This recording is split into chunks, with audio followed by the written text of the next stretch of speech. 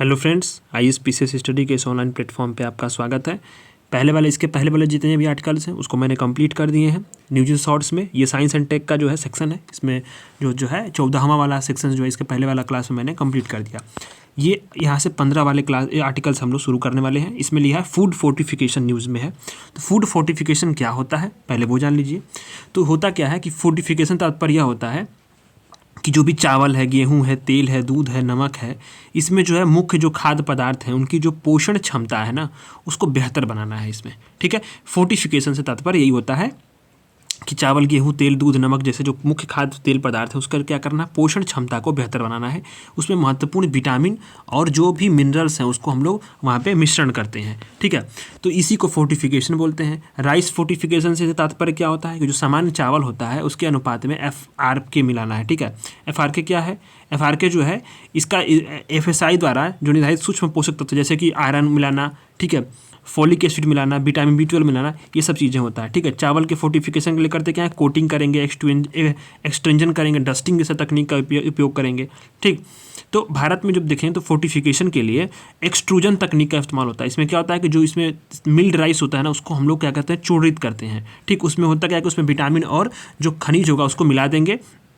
माने कि मील में जो चोकर और छिलका हटने के बाद जो प्राप्त चावल होता है वो क्या होता है, मिल्ड राइस होता है। ठीक है, तो उसी को हम लोग करते हैं। तो अभी न्यूज़ में क्यों रहा कि जो फसाई है इसने खाद्य और सुरक्षा मानक संशोधन विनियमन के प्रावधानों को लागू कर दिया है। तो इसने क्या किया था, खाद्य और सुरक्षा मानक अधिनियम 2006 के तहत जो है संशोधन विनियमों क्या किया था, मसौदा को अधिसूचित किया था।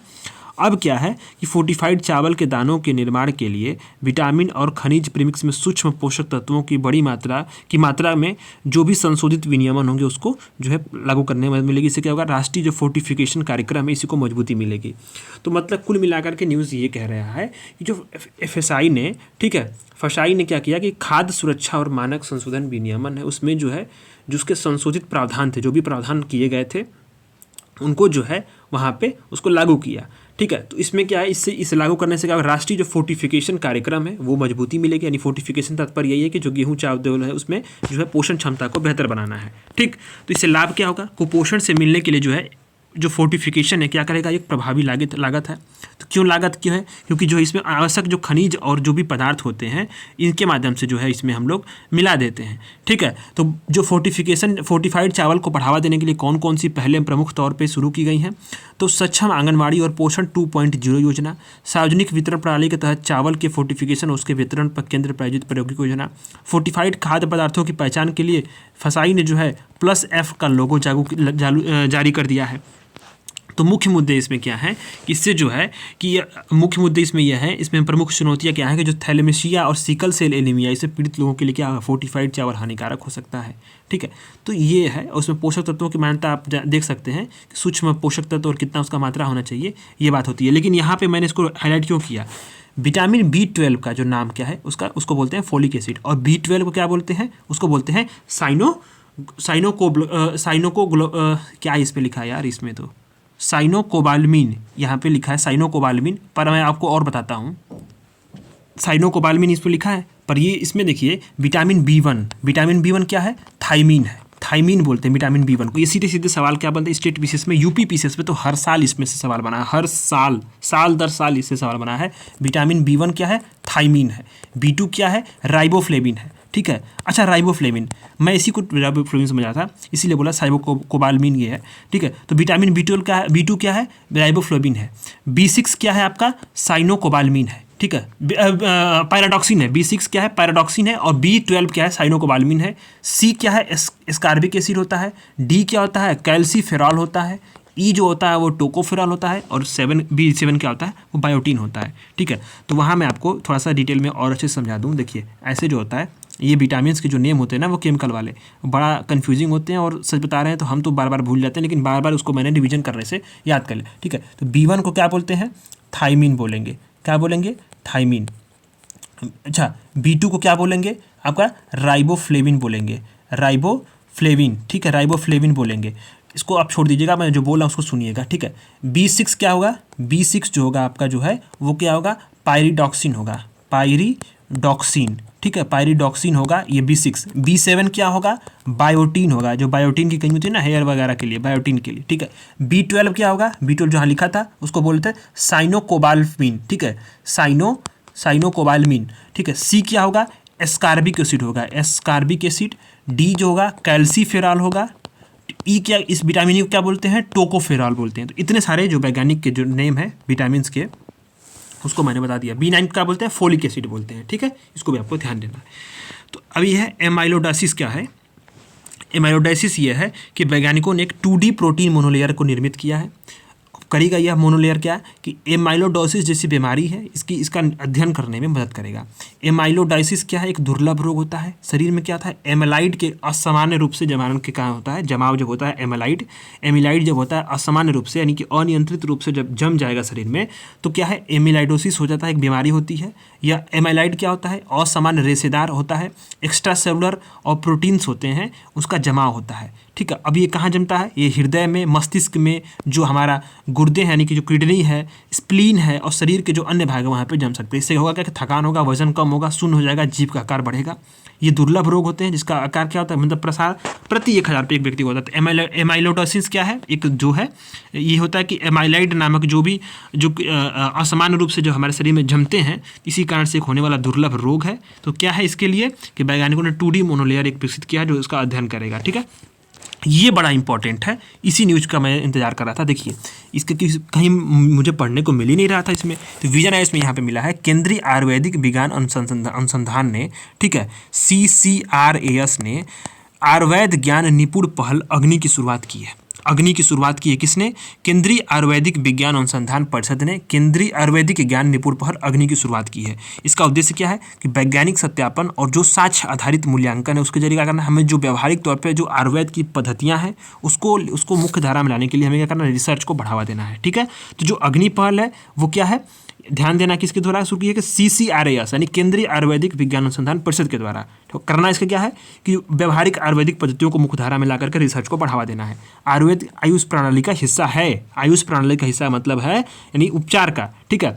आयुष के अंतर्गत क्या है कि भारतीय चिकित्सा पद्धति और होम्योपैथी शामिल होती है, ठीक है। भारतीय चिकित्सा पद्धति में कौन होता है, योग, प्राकृतिक चिकित्सा, यूनानी, ठीक है, सिद्ध और सेवा रिगपा जी भी शामिल होती है। इस पहल से माध्यम से क्या होता है कि जो आयुर्वेद प्रैक्टिशनर है उसको एक मंच मिल जाएगा और नवीन पद्धतियां हमसे और अनुभव को साझा कर पाएंगे, ठीक है। CCRAS क्या करेगा, इसके उद्देश्य के लिए जो है कि आपका भारतीय चिकित्सा पद्धति के लिए राष्ट्रीय आयोग के साथ सहयोग करेगा। NCSIM यही है भारतीय चिकित्सा पद्धति के लिए राष्ट्रीय आयोग। ये क्या है, वैधानिक निकाय है, इसी को ध्यान देना है आपको कि जो है CCRAS क्या करेगा, भारतीय चिकित्सा पद्धति के लिए राष्ट्रीय आयोग जो NCISM है इसके साथ सहयोग करेगा। और यह क्या है, एक जो है स्टैट्यूटरी बॉडी है, वैधानिक निकाय है, इसका गठन किया हुआ है NCISM अधिनियम के तहत हुआ है। अग्नि की आवश्यकता क्यों पड़ी है कि आयुर्वेद में प्रैक्टिस के लिए साक्ष्य आधारित कठिन मूल्यांकन की आवश्यकता होती है। इस रोग के प्रबंधन में जो है नवीन आयुर्वेदिक पद्धतियों का प्रसार हो जाएगा, ठीक है। CCRAS क्या है, शीर्ष जो है रिसर्च संस्था है। इसका मुख्य कार्य होता है कि जो आयुर्वेद में वैज्ञानिक आधार पर अनुशंसा करना है, समन्वय करना है, आयुष मंत्रालय के अंतर्गत जो है ये कार्य करता है, ठीक है। तो अन्य पहले भी हैं आयुर्वेद को बढ़ावा देने के लिए शुरू की गई है सरकार द्वारा। कौन कौन से हैं कि जो CCRAS से स्नातक कर रहे हैं उसके लिए स्पार्क कार्यक्रम है, ठीक है। शोधार्थी पोस्ट ग्रेजुएशन जो विद्यार्थी उसके लिए PG स्टार है और शिक्षकों के लिए स्मार्ट कार्यक्रम शुरू कर रहा है। Ayurveda for the one health campaign को शुरू किया गया है। राष्ट्रीय आयुर्वेद दिवस मनाया जा रहा है। राष्ट्रीय आयुष मिशन जो है सेंट्रल स्पॉन्सर्ड स्कीम के रूप में आरंभ किया जाता है, ठीक है। अंतर्राष्ट्रीय सहयोग को बढ़ावा देने के लिए जो है आयुष चिकित्सा पद्धतियों को भी जो है यहाँ पे प्रचालित किया जा रहा है।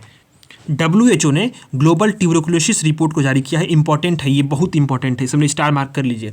ग्लोबल ट्यूबरकुलोसिस रिपोर्ट किसने जारी किया है, तो WHO ने जारी किया है, ठीक है। इसका रिपोर्ट में क्या बताया गया है कि 7.5 मिलियन नए जारी हुए हैं मामले, कौन से, TB के, ठीक है। दुनिया भर में मौत का दूसरा कारण क्या है, TB है, ठीक।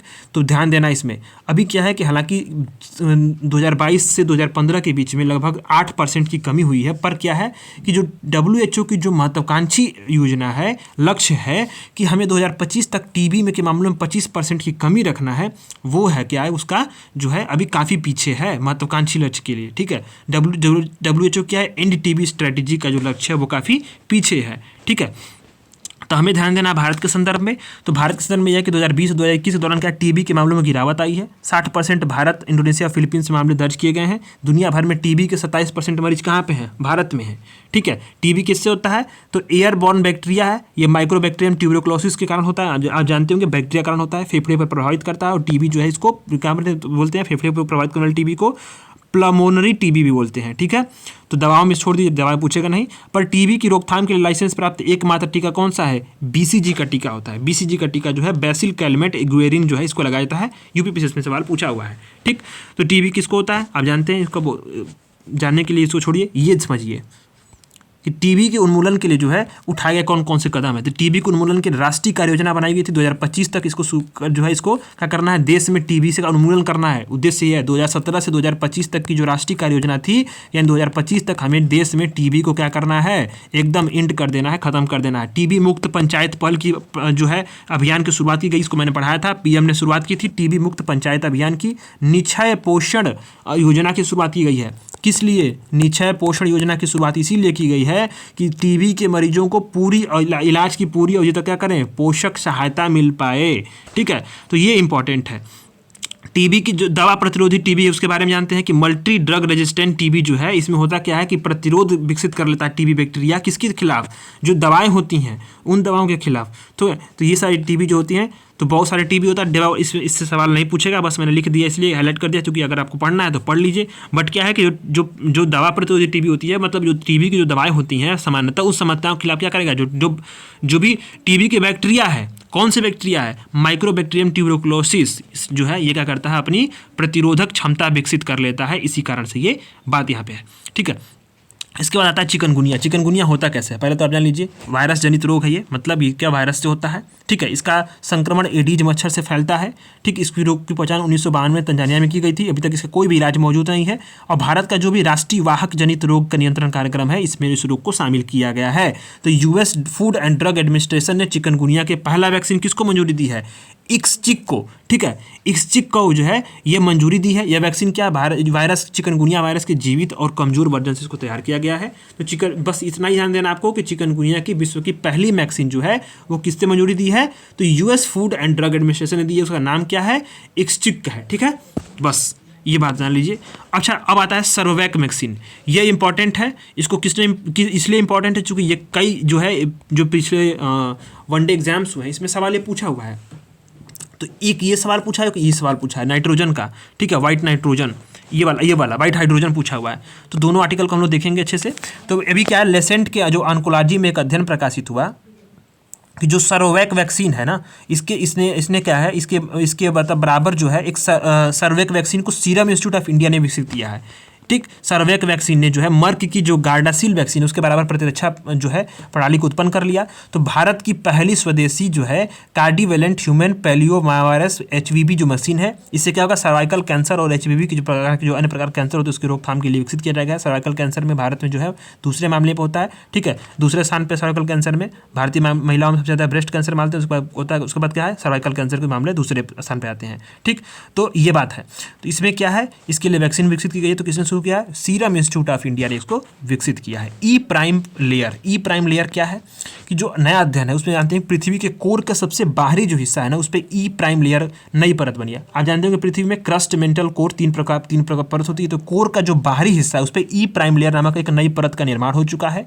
यह निर्माण कैसे हुआ? पृथ्वी की जो आंतरिक भाग में बहुत गहराई तक प्रवेश करने के परिणाम स्वरूप हुआ है। ठीक है, ये कोर क्या है? कोर जो है, कोर के सबसे जो बाहरी हिस्से अर्थात मेटेलिक जो स्ट्रक्चर है, मेटेलिक लिक्विड की संरचना में क्या है? बदलाव कर रहा है। ठीक है, समुद्र जल की जो काफ़ी मात्रा में है, ये क्या होता है कि जो काफ़ी मात्रा में कई वर्षों की दौरान विवर्तनिक जो प्लेट है यानी प्लेट टेक्टोनिक्स है उसमें हलचल के कारण क्या है? पृथ्वी गहराई तक पहुंच गई है। तो एक नई परत का वहाँ पे निर्माण हुआ है। ठीक है, तो बाहरी कोर पे क्या है? हाइड्रोजन समृद्ध है और सिलिकॉन रहित परत का निर्माण, यानी सिलिकॉन नहीं है, हाइड्रोजन है वहाँ पे। ठीक है, उस परत का निर्माण हुआ है। इससे अब यह खोज क्या है? पृथ्वी की इंटरनल स्ट्रक्चर के बारे में हमारी समझ को यह दर्शाती है। आप जानते हैं ये बाहरी परत है जो क्रस्ट है, फिर ये मेंटल वाला एरिया है, फिर ये आउटर कोर है, फिर इनर कोर है। कोर को आप जानते होंगे, कोर ये है, देख लिए कोर। तो जो ये क्या है? ये इनर कोर है और ये बाहरी कोर। इसी पर जो है एक लेयर का निर्माण हुआ है, इसी पर। ठीक है, एक लेयर का और निर्माण हुआ है। तो ये बात आई है, ठीक, ये नए अध्ययन में बात आ गई है। व्हाइट हाइड्रोजन, ये सवाल पूछा हुआ है, व्हाइट हाइड्रोजन बहुत इंपॉर्टेंट है। फ्रांस में व्हाइट हाइड्रोजन का विशाल भंडार खोजा है, तो ये सवाल सीधे बनेगा कि व्हाइट हाइड्रोजन का भंडार कहाँ पे खोजा गया है, तो आपको ध्यान देना है कि फ्रांस में खोजा गया है। अभी आज गणतंत्र दिवस है, गणतंत्र दिवस की हार्दिक शुभकामनाएं, मैं देना भूल ही गया था, पर मैं आपको गणतंत्र दिवस की बहुत हार्दिक शुभकामनाएं देता हूँ। और आज ही फ्रांस के जो राष्ट्रपति हैं वो हमारे यहाँ गणतंत्र दिवस पे जो मुख्य अतिथि के रूप में आए हुए हैं, ठीक है। तो फ्रांस में ही व्हाइट हाइड्रोजन का एक विशाल भंडार जो है खोजा गया है। व्हाइट हाइड्रोजन को क्या बोलते हैं, नेचुरल गोल्ड या जियोलॉजिक हाइड्रोजन भी बोलते हैं। इसका निर्माण कैसे होता है, तो व्हाइट वाटर रॉक रिएक्शन के मध्य जो होता है, और किसमें, प्राकृतिक रूप से जो है क्या होता है कि जल और सेल के बीच में वाटर रॉक रिएक्शन के जरिए भूपर्पटी जो है ना क्रस्ट की, उसके नीचे होता है। मतलब जल और जो सेल है, रॉक्स हैं, उसके मध्य क्या होता है, प्राकृतिक रूप से जो जल होते हैं, वाटर होता है, और जो सेल्स होती हैं, जो सेल है, ठीक है, उसके मध्य जो रिएक्शन होगा, कौन सा, वाटर रॉक रिएक्शन होगा, उसी के जरिए जो है भूपर्पटी क्रस्ट के नीचे जो है आपका जो है क्रस्ट जो पपड़ी उसके नीचे होता है व्हाइट हाइड्रोजन का निर्माण होता है। क्या इसकी निर्माण प्रक्रिया में हाई टेम्परेचर और प्रेशर पे जल के जो अणु होते हैं, जो मॉलिक्यूल्स होते हैं, और ऑलिविन जैसे जो समृद्ध लौह खनिज होते हैं, उसके बीच में अंतरक्रिया होती है। इसका उपयोग कहाँ, व्हाइट हाइड्रोजन का विमानन क्षेत्र में, पोत परिवहन में, इस्पात उद्योग में इसका उपयोग कर सकते हैं। नाइट्रोजन 9, ये तीसरा जो 23 वाला आर्टिकल है, इसमें क्या कि हाल ही में वैज्ञानिकों ने नाइट्रोजन 9 केंद्रक की खोज की है। इसमें 7 प्रोटॉन और 2 न्यूट्रॉन है। ये क्या है, एक प्रकार का आइसोटोप है। ये नाइट्रोजन का क्या है, आइसोटोप खोजा गया है। इसमें 7 प्रोटॉन और 2 न्यूट्रॉन है। और सामान्य रूप से इसमें क्या है कि उच्च प्रोटॉन न्यूट्रॉन का जो रेशियो उसमें पाया जा रहा है, ठीक है। इससे क्या पड़ेगा, इस असमानता का जो है आइसोटोप की जो स्थिरता है उस पर प्रभाव पड़ेगा। 1 नैनोसेकंड, यह क्या है, 1 नैनोसेकंड के 1 खरबों हिस्से के हिस्से की जो अवधि है उसी समय मौजूद रहता है। नाइट्रोजन 9 क्या है, इसका एक आइसोटोप है। अब आइसोटोप क्या होता है, इसमें प्रोटॉन की संख्या समान होती है लेकिन न्यूट्रॉन की संख्या अलग अलग होती है, उसी को आइसोटोप बोलते हैं, ठीक। तो ये जो है, अब ये है, इसमें इसे क्वांटम मैकेनिज्म और जो परमाणु सिद्धांत उसको समझने में अधिक मदद मिलेगी इस खोज से। तो ये है नाइट्रोजन का जो है आइसोटोप खोजा गया है। यहाँ पे आता है विट्रीमर का पॉलीरोट्रेक्सन का साथ संयोजन, यानी कि vitrimer incorporated with the polyrotaxane VPR। Japan के वैज्ञानिकों ने VPR नामक प्लास्टिक का जो है एक नया संस्करण विकसित किया है। कौन सा जो है ये, इसका VPR किसने शुरू किया है, जापान के वैज्ञानिकों ने इसको विकसित किया है। ये क्या है, एपॉक्सी रीजन विट्रीमर पर आधारित है। विट्रीमर क्या होती है, प्लास्टिक की एक नई श्रेणी होती है। यह क्या होता है, लो टेम्परेचर पे मजबूती बना रखता है, और गर्म करने पे इसको क्या करेंगे, लो टेम्परेचर पे मजबूती बनेगी, गर्म करने पर नया आकार दे सकते हैं, ठीक है। ये ब्रिटल होता है यानी भंगुर होता है, मतलब टूट सकता है ये जल्दी से, आसानी से, ठीक है। तो इसी को कम करने के लिए शोधकर्ताओं ने प्रक्रिया में पॉलीरोटेक्सन को भी शामिल किया। इसे कारण क्या है, इसका इसी का परिणाम स्वरूप जो है VPR का निर्माण हुआ है, ठीक है। तो ये बायोडिग्रेडेबल है, यानी कि जो है इसका हम लोग जो है इसको फिर से जो है हम लोग डिग्रेड कर सकते हैं इसको, ठीक है। स्ट्रेचेबल भी है और जटिल आकृतियाँ भी इससे बनाई जा सकती हैं, ठीक है। तो अभी आप जानते हैं कि VPR का जब प्लास्टिक का नया संस्करण किसने जारी किया है, जापान ने जारी किया है, ठीक। अब ये एक नई श्रेणी है जो प्लास्टिक की, जो क्या है, बायोडिग्रेडेबल है, जटिल आकृतियाँ बन सकती हैं, स्ट्रेचेबल है और ब्रिटल भी है, ठीक है। तो बस इसमें बहुत कुछ खास था नहीं। यहाँ से सवाल बनने की संभावनाएं तो बहुत ही कम है। यहाँ से सवाल बन सकता है नाइट्रोजन 9 आइसोटोप हो जाएगा, व्हाइट हाइड्रोजन से सवाल बन सकता है। सरोवैक वैक्सीन है, इसका सीरम इंस्टीट्यूट ऑफ इंडिया ने जो विकसित किया है। ई प्राइम लेयर क्या है, आपका पृथ्वी के जो कोर है उसके ऊपरी वाली सतह पे बना है। चिकनगुनिया का जो है वैक्सीन को देख लीजिए, स्टिक को मंजूरी दिया है, ठीक है। तंजानिया में खोजा गया था, वायरस जनित रोग है, बस इसको जान लीजिए। यहाँ जान लीजिए टीबी की जो रोकथाम के लिए जो उठाए गए कदम है, जो योजना क्या 2025 तक भारत में खत्म करना है, टीबी मुक्त पंचायत पाल और निश्चय पोषण योजना, इसको जान लीजिए, ठीक है। दुनिया में जो है टीबी क्या है कि दूसरे नंबर पर जो है ये क्या है, मौतों का कारण है, ठीक है। टीबी के जो 7.5 मिलियन मामले दर्ज हुए हैं। ग्लोबल ट्यूबरकुलोसिस रिपोर्ट WHO ने जारी की है, इसको जान लीजिए। टीबी कैसे होता है, इसका कौन सा बैक्टीरिया नाम है, सबसे अधिक मरीज कहाँ पे हैं, ठीक है। आयुर्वेद को बढ़ावा देने के लिए जो पहले थी इसको देख लीजिए। आयुर्वेद के कारण क्या है, इसमें आप देखिए कि जो अग्नि पहल इसको किसने शुरू किया है, ठीक है। इसके बाद आपको देखना है फोर्टिफिकेशन क्या होता है, फसाई ने इसको शुरू किया है, तो फोर्टिफिकेशन जान लीजिए। और फोर्टिफिकेशन में जो है ये जो है लोगो, और सबसे बड़ी बात है कि जो विटामिन के नेम बताया मैंने, विटामिन B12 का साइबोक्लोबालमिन, और ठीक है, और विटामिन B9 जो है फॉलिक एसिड, ठीक है। Vitamin B1 thiamine, vitamin B12 riboflavin, vitamin B6 pyridoxine है, विटामिन B7 बायोटीन है, B12 जो है साइबोक्लोबालमिन है, ठीक है। सी क्या है, स्कारबिक एसिड है, डी कैल्सीफेरॉल है, ई टेकोफेरॉल है, बात खत्म। मैगजीन का न्यूज एंड शॉर्ट्स खत्म हो चुका है। अब हम लोग जो है इसमें से अच्छे से पढ़ेंगे, धीरे धीरे पढ़ेंगे। 6 आर्टिकल्स हैं, 2 दिन में इसको भी निपटा देंगे, यानी कल, 2 दिन नहीं, कल ही लगेगा, कल 2 क्लासेस में इसको निपटा देंगे और ये खत्म हो जाएगा मैगजीन पूरा कल, ठीक है। तो अपना फीडबैक जरूर दीजिएगा और कल मिलते हैं, धन्यवाद।